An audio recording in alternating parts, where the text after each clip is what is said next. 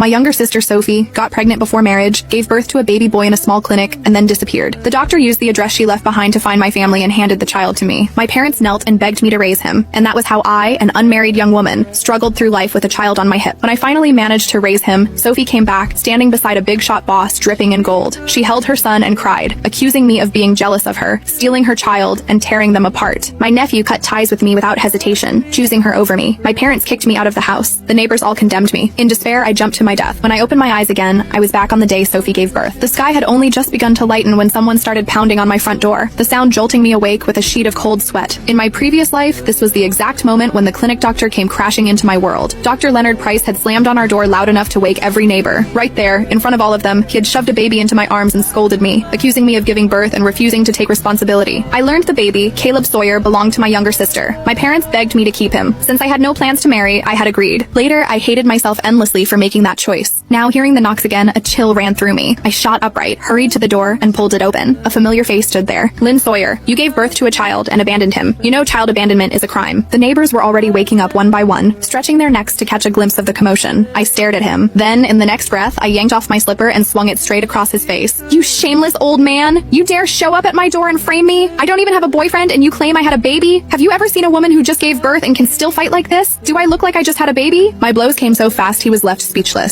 Across the hall, my neighbor, Mrs. Marjorie Hale, finally reacted. That's right. Lynn goes to work every single day. I've never seen her with a pregnant belly. Did he get the wrong person? I recognize him. Isn't he the doctor from that shady clinic on Meadow Street? Hands on my hips, I shouted. You filthy crook, running a sleazy clinic and trying to scam me. Call the cops. Call them. The moment he heard the word police, Dr. Price panicked.